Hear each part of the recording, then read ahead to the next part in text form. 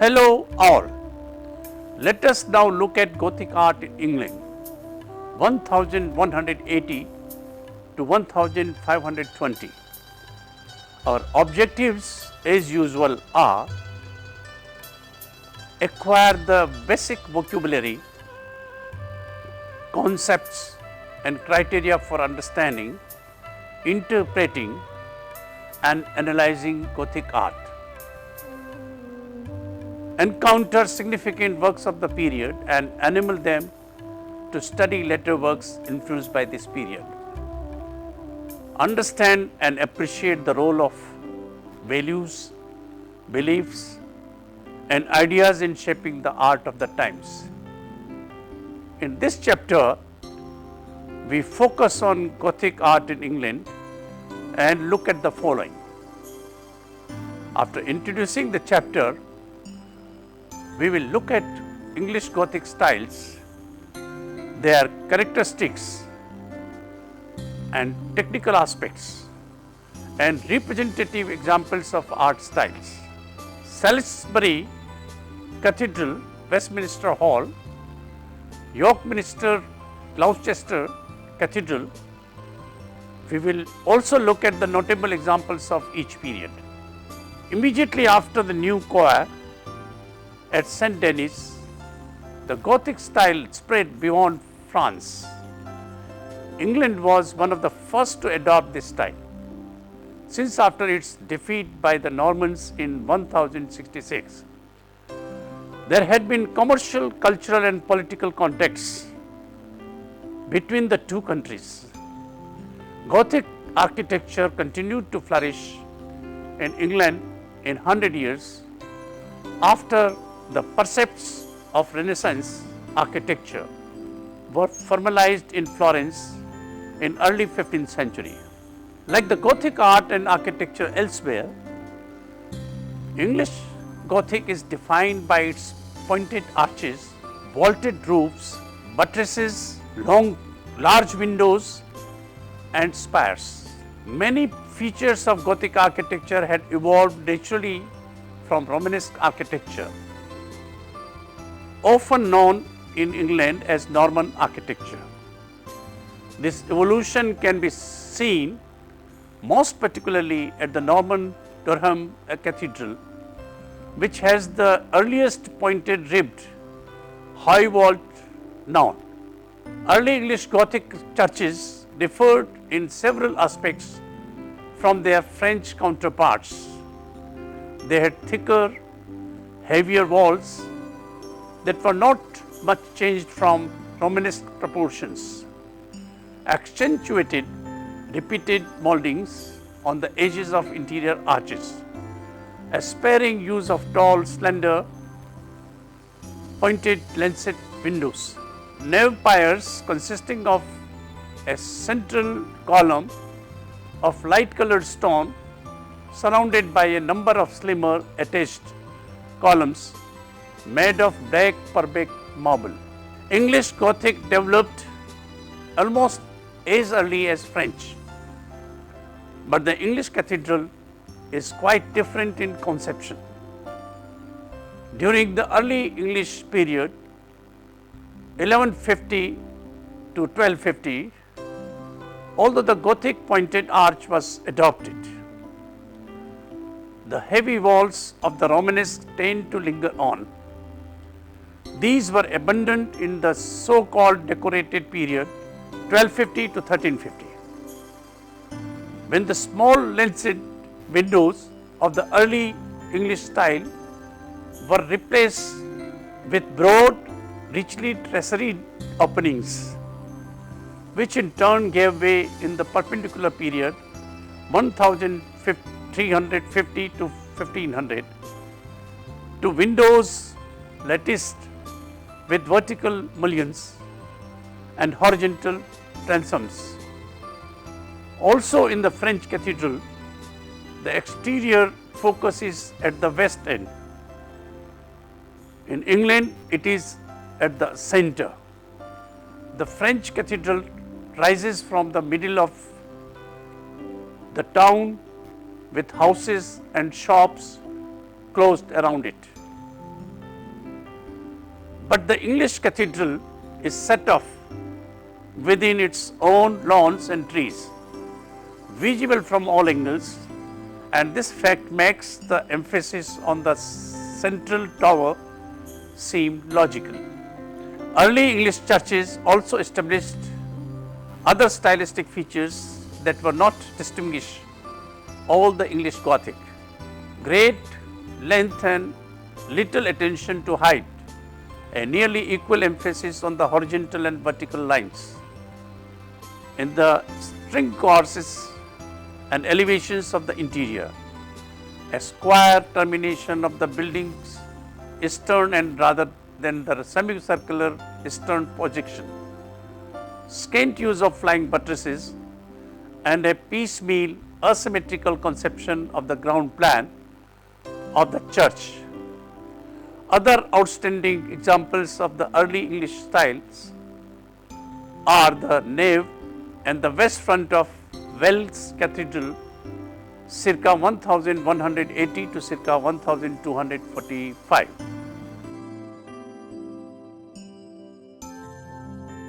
And the choirs and transept of Rochester Cathedral.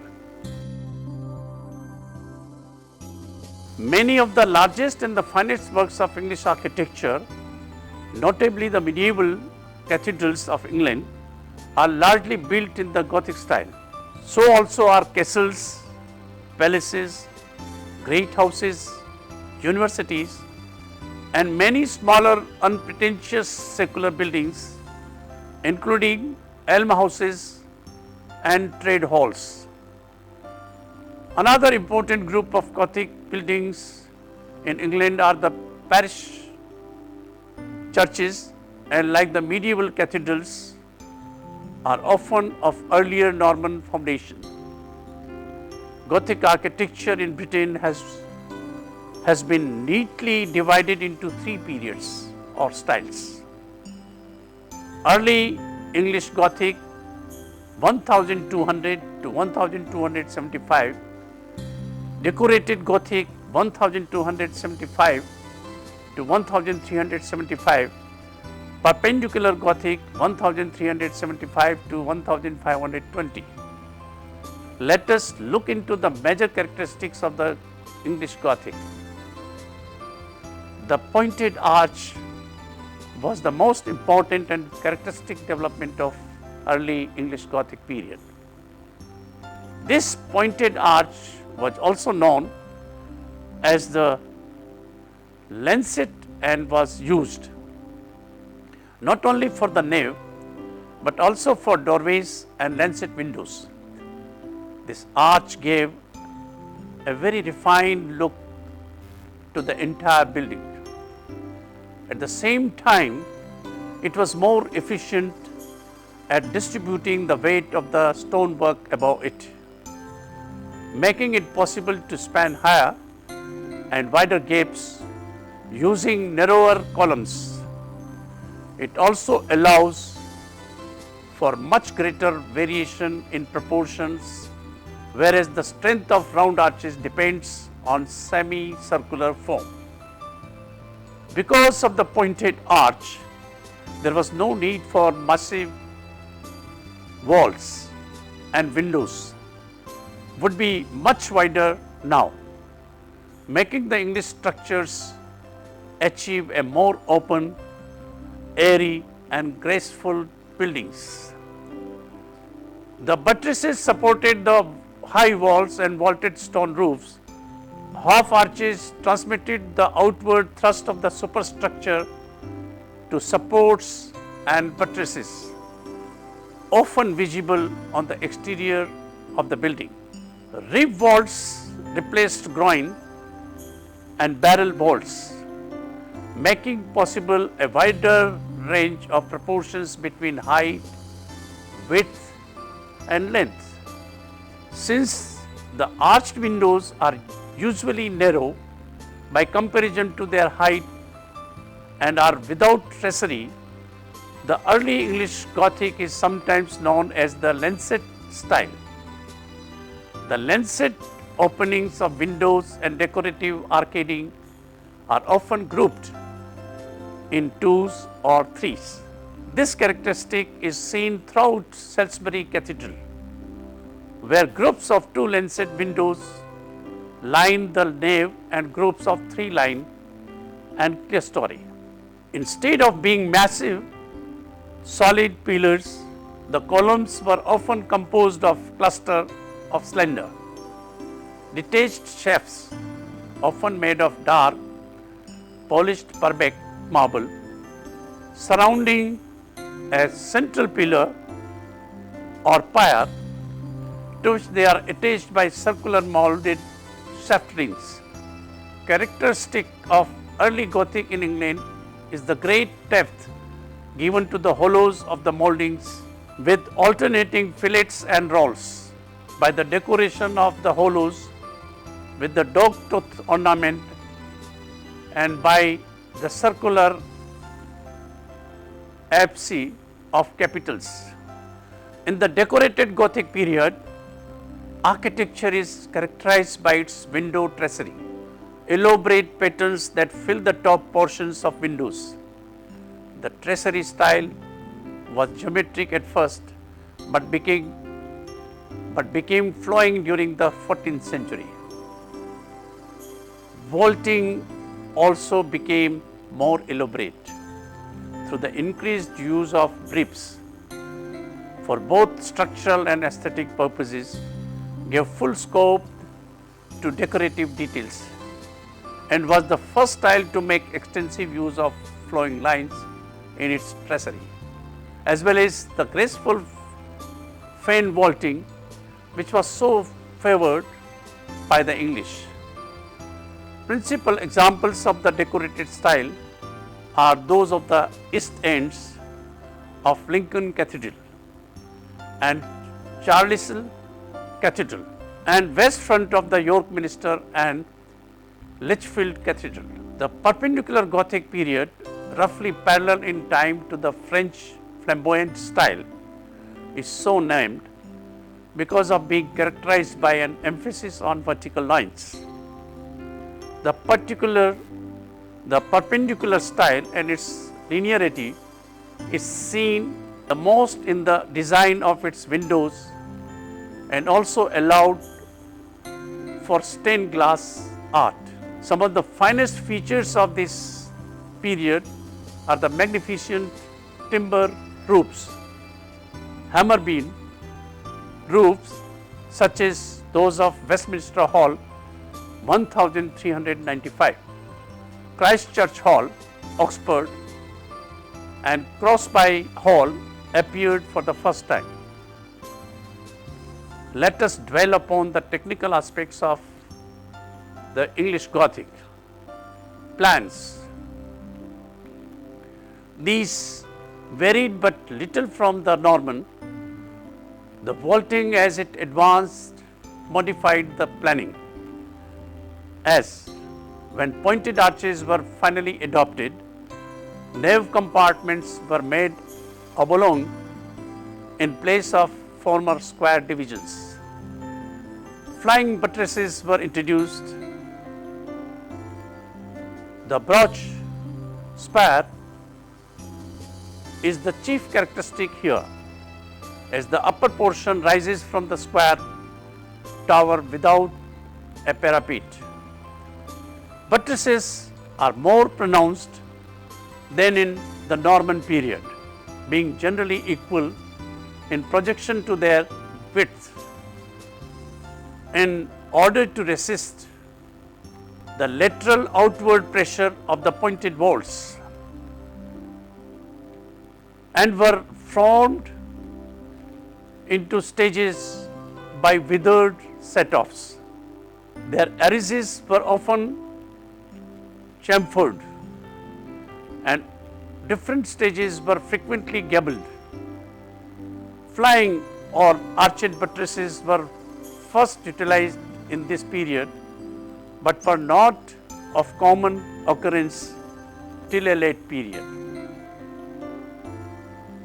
In the interiors,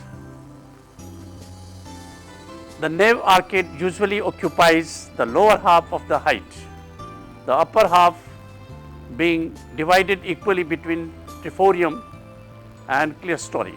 S at the choir of Ely and naves of Lichfield and Lincoln, but sometimes the triforium was diminished in order to provide a larger display of glass at the Westminster and Salisbury. Let us talk about the walls. These retain the massiveness characteristic of Norman work, but more cut stonework was employed and less ruble filling. The concentration of the weight of the roof and vaulting on the buttresses leading to the gradual treatment of the walling between as a mere screen.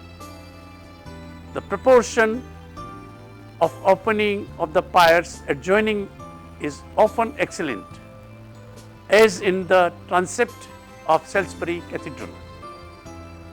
Now we talk about the roofs. These are steeper than in the last period, approaching the shape of a equilateral triangle, that is 60 degrees. The framing was exposed where there was no vaults. The framing was exposed where there was no vaulted ceiling. The brasses were used to form a wagon shape or a semicircular reefs were employed. When the close setting of the flat rafters produces the effect of barrel vaulting. Now we talk about ornament. The most characteristic ornament is the dog tooth, generally placed in hollow moldings and was used frequently. The chisel replaced the X, so that carved foliage is treated conventionally and is crisp and fine in treatment. Sculptured figures of large size were used and placed in dishes with canopies over them. The west front of Wells 1206 to 1242 has 300 statues, being a grand composition where sculpture is fully combined with architecture.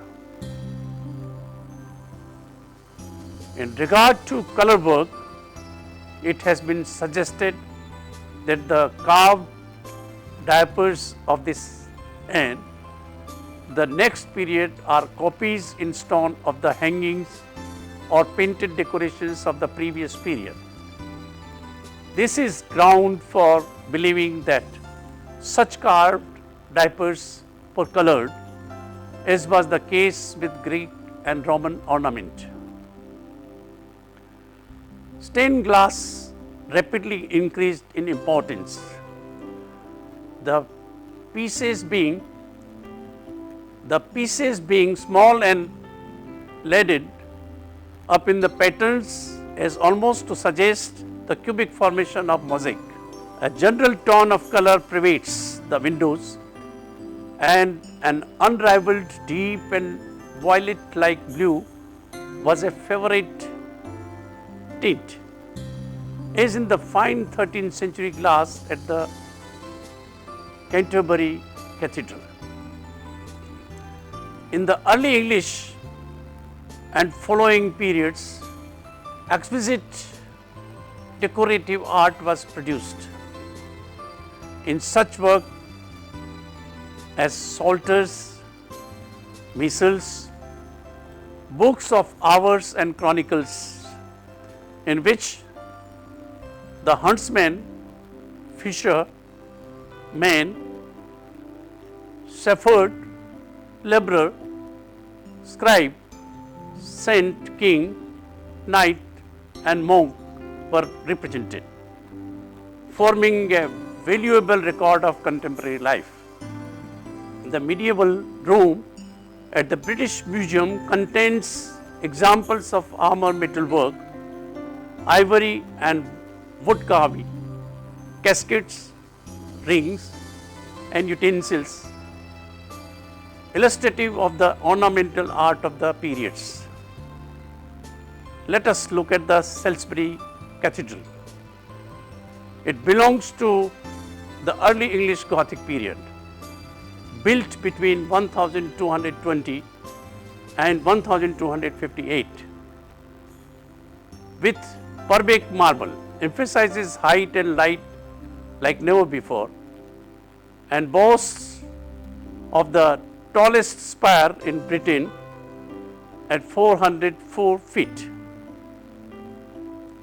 With wide projecting double transepts, a square east end with a single chapel and a spacious sanctuary, the cathedral's nave interior reflects the Norman building tradition of heavy walls and a tall nave arcade surmounted by a gallery and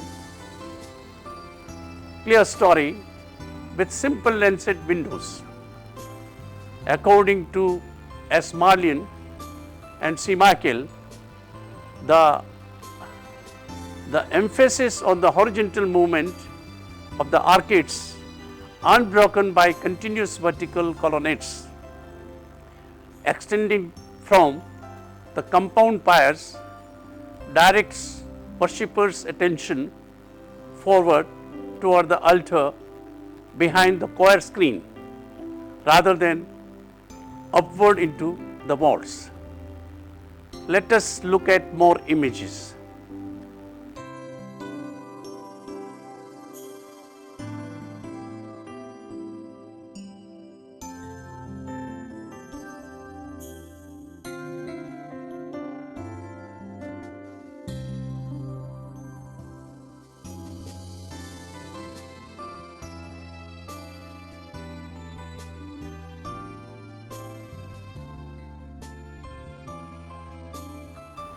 Westminster Hall. The early English Gothic design of Henry III's time predominates at Westminster, giving the whole church the appearance of having been built at one time. The chapel of Henry VII began circa 1503 in perpendicular Gothic style, replaced an earlier chapel and is famed for its exquisite fan vaulting. Above the original carved stalls hang the banners of the medieval Order of the Bath. York Minster. At York Minster, the stone pendants suspended from the canopies above the seats in the walls of the chapter house are carved with botanically accurate leaves that seem to burst into life. The west front of the York Minster is a fine example of decorated architecture. In particular, the elaborate tracery on the main window. This period saw detailed carving reach its peak with elaborately carved windows and capitals, often with floral patterns. Gloucester Cathedral. Note the interior of Gloucester Cathedral conveys an impression of a cage of stone and glass, typical of perpendicular architecture, elaborate decorated style. Tracery is no longer in evidence, and the lines on both walls and windows have become sharper and less flamboyant.